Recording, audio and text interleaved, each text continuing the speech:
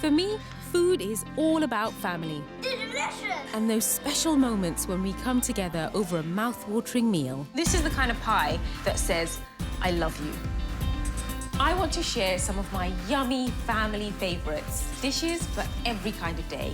But like any busy family, no 2 days are ever the same in my house. It smells incredible in here. So I love having a range of quick and easy ideas ready for any occasion.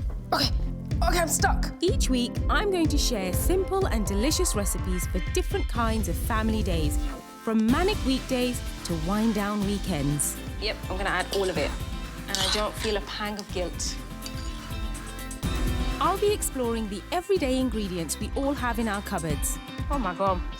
It's amazing, isn't it? To see how to get the best out of them. Passion fruit. How did I get it? You make that look really easy. It is easy. And I'm also going to travel the country meeting inspirational home cooks. I hope my kids aren't expecting this for tea. Who go the extra mile to make scrumptious products most of us buy in the shops. Oh, no. So, I hope you're hungry.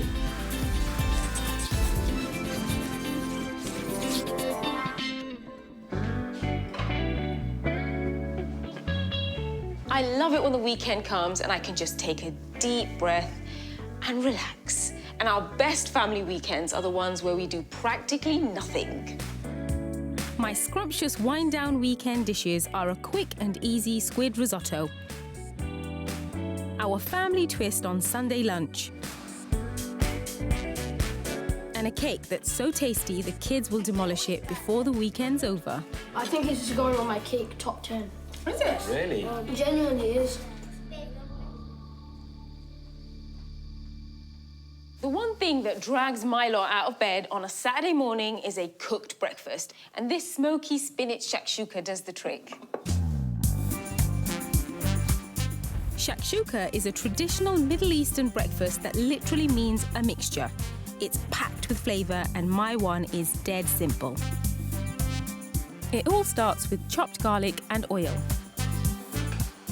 So cooking up the garlic till it's just kind of a light brown.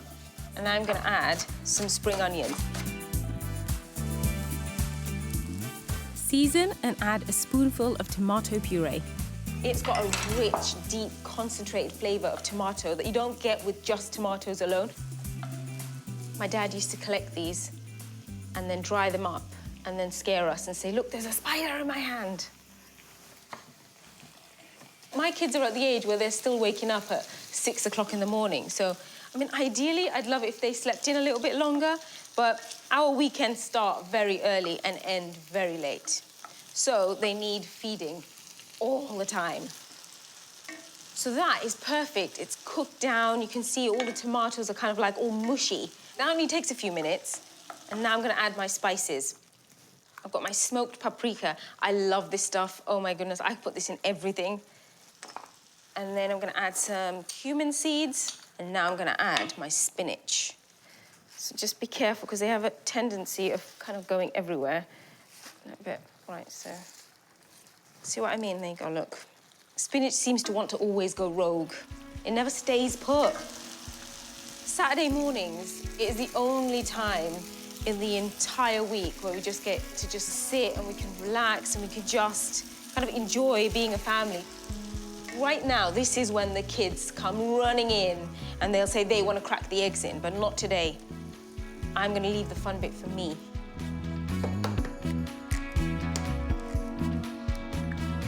And I just pop the lid on. It'll just take a few minutes for the whites of the eggs to poach.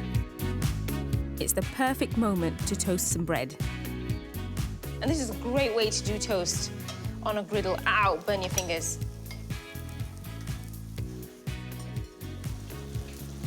And look at that. That's got like rich, smoky spinach sauce around the outside, and the egg whites have just cooked, just poached, but the yolks I can see are still runny, and that is perfect. And then just to finish it off, I like to add just a sprinkling of chili flakes. This is such a good way to start our morning, making sure that it's given us enough fuel for the rest of the day. Smoky spinach shakshuka, the perfect start to a wind-down weekend.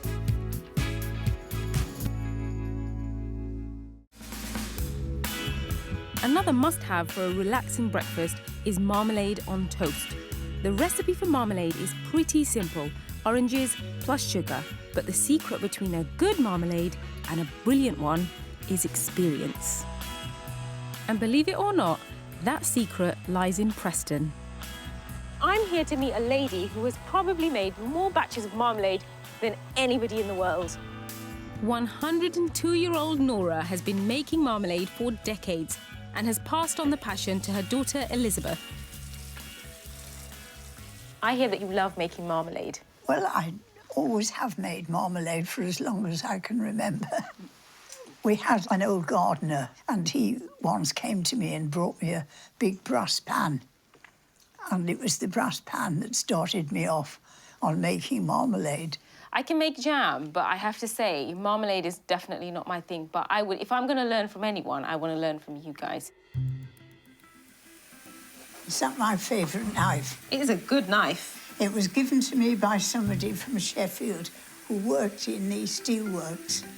And he said, you'll never need another knife. That knife must be 67 years old? Yes. It's older than my dad. Nora's recipe includes lemons as well as oranges, which are boiled together to soften them. Then, once drained and cooled, we scoop out the pulp and put back on the boil. How am I doing, Nora? You're doing very well indeed. I've no criticism on this. You're lucky. So pop some of these in. Next, we whiz up the rind to make a nice, smooth marmalade. Because you can get marmalade where you've got the really thin kind of slice strips, but Nora does it like this. I've always done it that way. Mum doesn't like the strips. I'm not the only one. I'm with you, Nora. I don't like the strips either. Oh, good. I don't like the bits when they're just in I your don't mouth. like them. The whizzed rind goes in the pan with the boiled and drained juice mixture. And here comes the sweet part. Sugar. Lots of it. Nora, this is this special pot we were talking about. It's very, very ancient. That must be, what, 40 years ago? More like 50. 50. This is not like any other pan anyone would have. I mean, it's really heavy. It is very. Do some damage with that. Elizabeth has honed her marmalade technique. Her secret? Cooking it for precisely 21 minutes. That's very specific. That's what we found from experience, is the length of time that it takes to reach that setting point. And when the 21 minutes is up, Elizabeth performs the wrinkle test. She puts a little bit of the marmalade in the fridge for a couple of minutes to see if it wrinkles when you touch it. You do need patience to make marmalade. Yes, you do, definitely. Yes. You happy with that? I think so. But remember, Nora's in charge. What do you think, Mum? Do you think it's... It looks a bit thin. Yes, I would do another minute. OK. You can't argue with experience. Another minute on the boil, Test it. a couple of minutes in the fridge, and the moment of truth. That's definitely wrinkling. Yeah. There we are, Mum. That's fine. Very good. Very good. To stop the hot marmalade from cracking the cold glass jars, heat them up in the oven for a few minutes before pouring. Made with love. Absolutely. What I love about the weekend is having a bit of extra time to indulge in the kitchen. Risotto cooking is designed for the weekend. All that stirring takes time.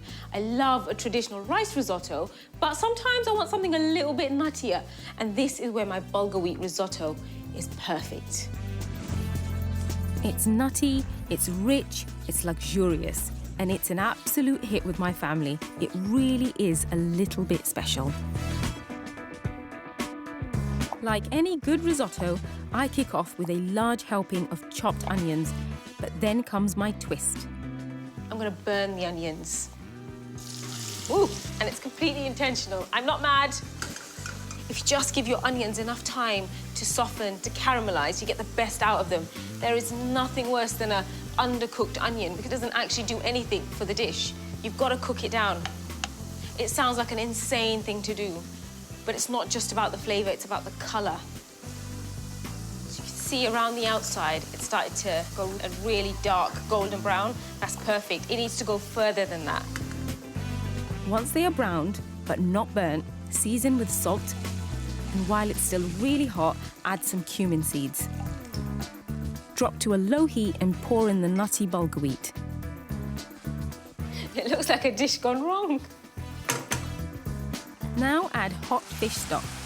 So very similar principle to risotto. One ladleful at a time, let the moisture cook out. The great thing about using bulgur wheat is the extra layer of flavour it gives the risotto. But the biggest difference with the bulgur wheat risotto and a traditional rice risotto is that you don't get that lovely creaminess that you'd get. But I have found a way of fixing that. Good old mayonnaise, straight out of a jar.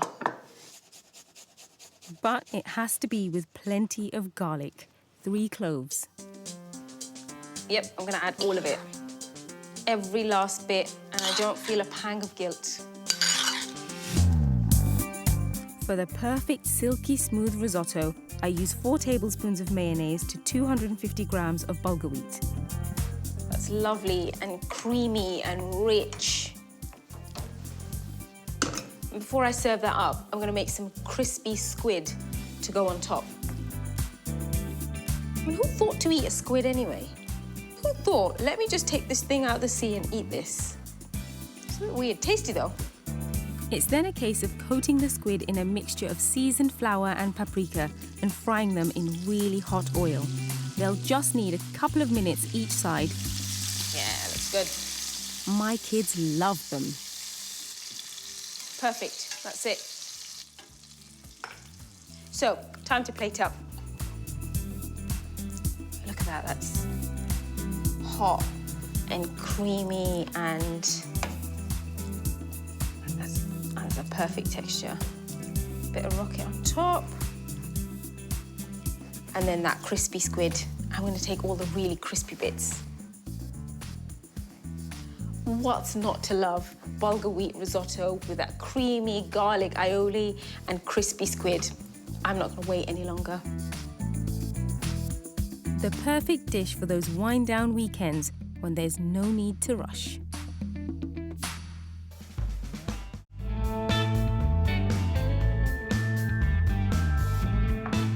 Of course, the highlight of the weekend for us is Sunday lunch. A pretty new tradition in our house, but something we all look forward to. So I didn't really grow up in a family where people had Sunday lunch. My family members didn't, my extended family, nobody. It wasn't a thing. But I heard the word Sunday lunch. I was like, what is this Sunday lunch all about? Everyone has their way of doing it, and this is my way. This is kind of our way. And maybe one day, or at least I'm hopeful that one day my kids will say, this is the way my mum taught us. Slightly unconventional, but who cares? If there's one meal of the week that's worth that extra bit of effort, it's Sunday lunch, our way. What I'm gonna do is I'm gonna spatchcock my chicken. Because it's not whole and it's kind of spread out flat, it'll cook faster. All you need is a chicken and a good pair of kitchen scissors. So you turn the chicken round and then your scissors literally just go right down. And this is why it has to be sharp. You're going right through the bone. Oh yeah, it's a bit of a satisfying sound, crunching bones. Just gonna turn it round, back onto its back.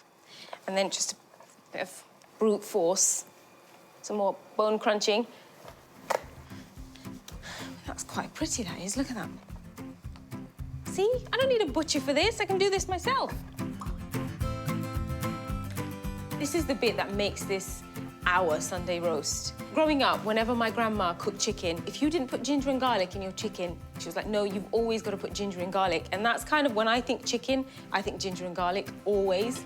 So a pinch of salt goes in with 2 teaspoons of ground ginger and 2 of garlic granules. And this is the really fun bit.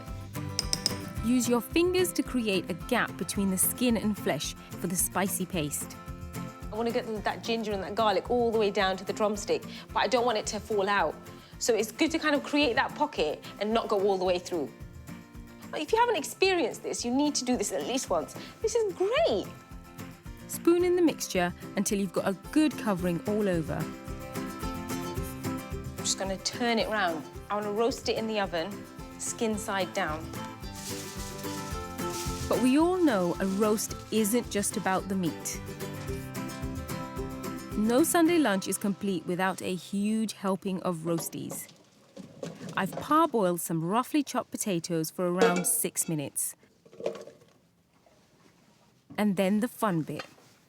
That's it, just a little bit of a shake about. Just a bit of a... let off a bit of steam. Okay. Okay, yeah, that's kind of looking good. Now, I'm gonna get my baking powder. I know it seems really unusual, but you're gonna have to trust me on this. When you add the baking powder, the potatoes will start to fizz.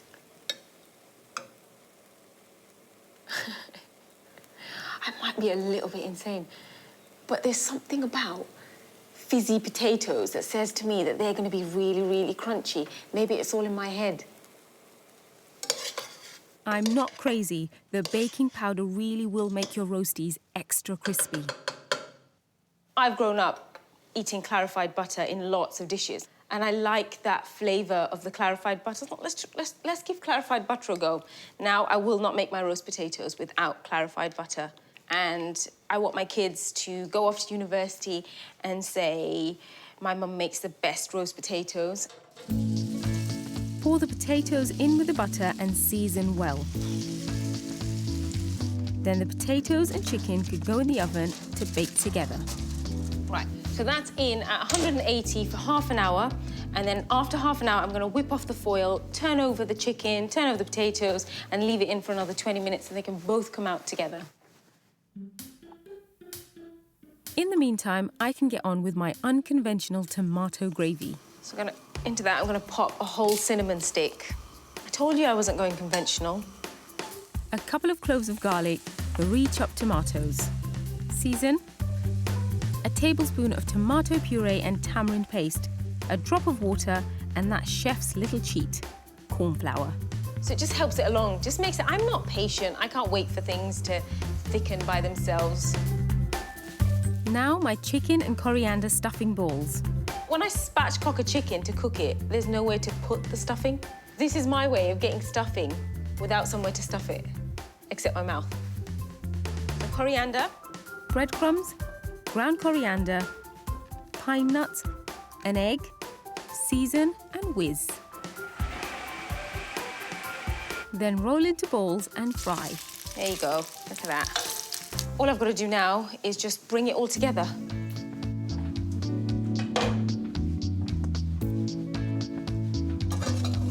My roast potatoes, that's the sound, listen to that sound. And these are the little cook's treats, the little perks.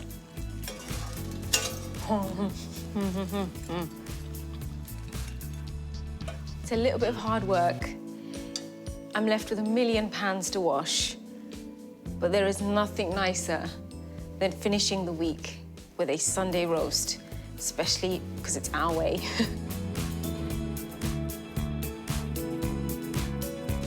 A family favourite that's the highlight of our weekend.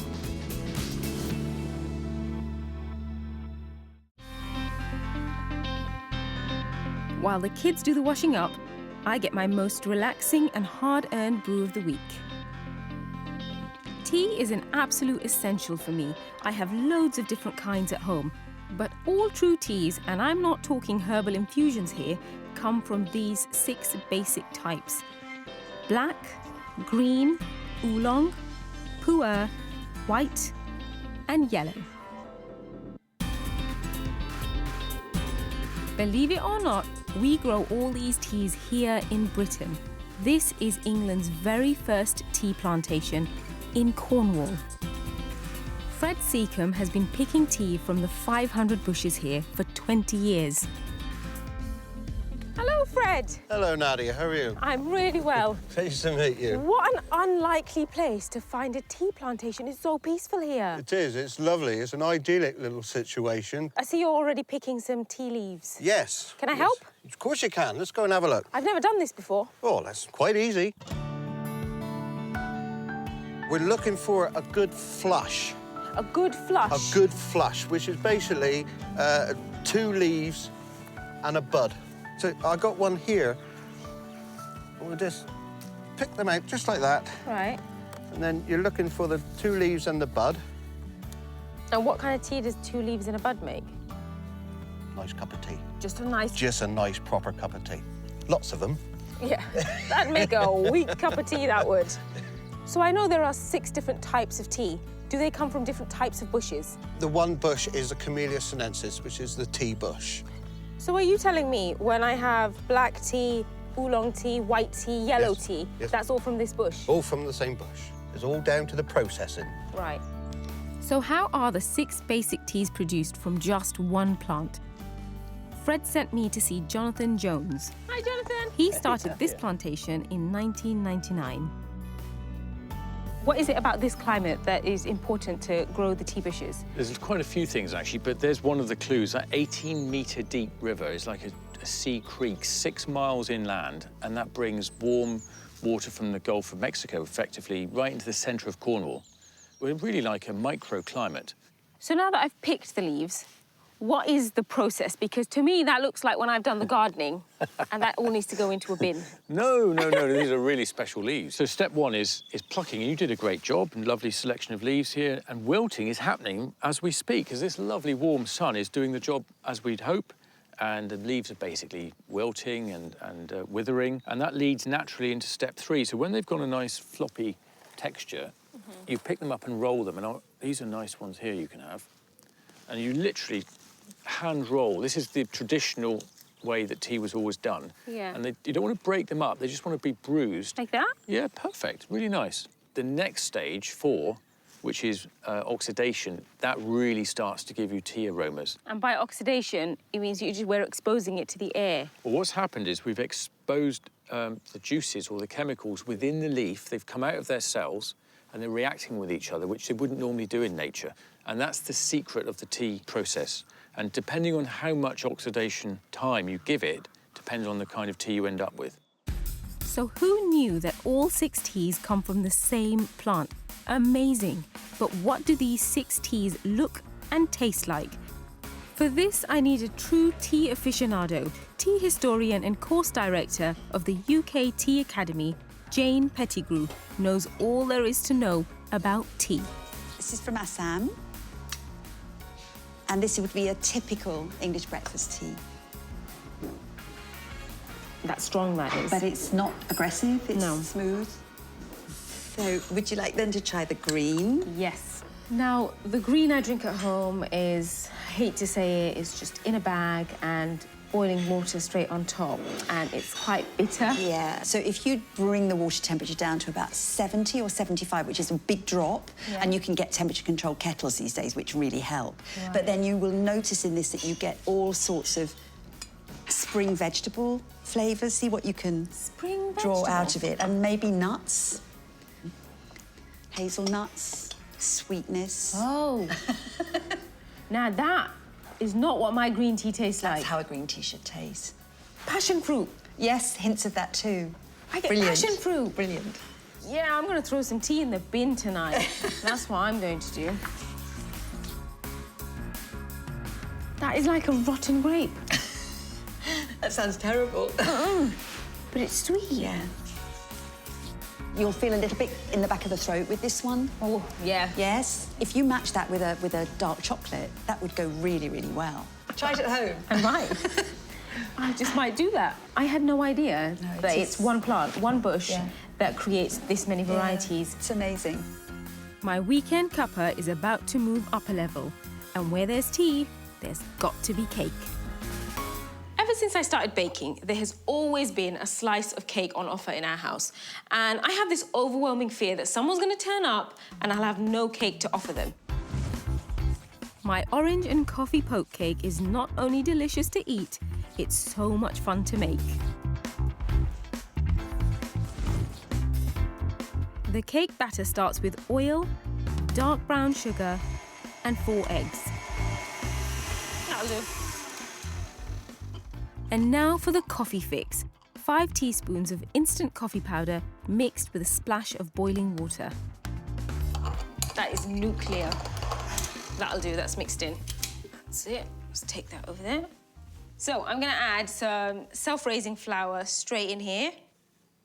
And then a teaspoon of baking powder.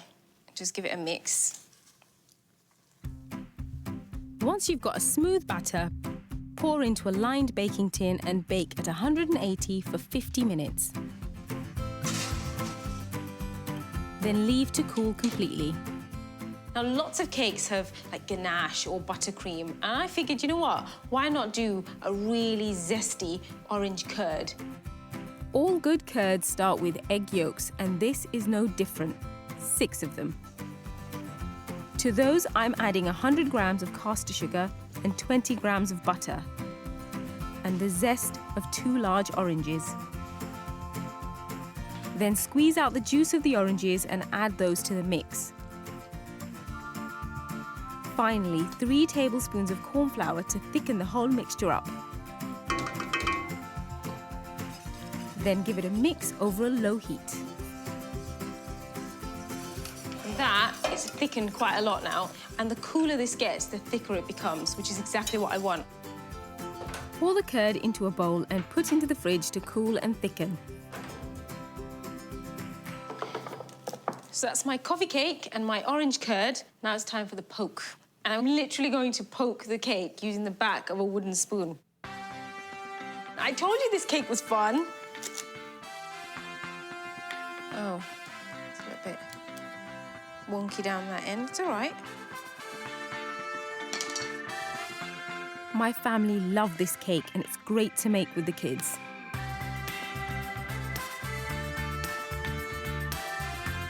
Don't hold back on the curd. What's not to like?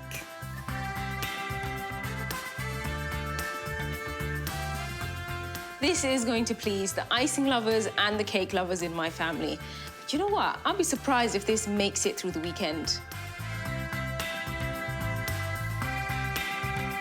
If you can't bake at the weekend, when can you? And this one's a piece of cake. Here you go, Moz. There we go. Pop that over there. For me, the mark of a good weekend is when the kids say they don't want it to end. There's nothing like winding down with a few family favourites. Who wants the first slice? Don't start without us. Dad always gets the first slice. Thank you. It's no good, Mum. Definitely get the orange and the coffee. What do you think, Mariam? It's good, isn't it? I think it's going on my cake top 10. Is it? Really? You know it's a good cake when you have to have seconds.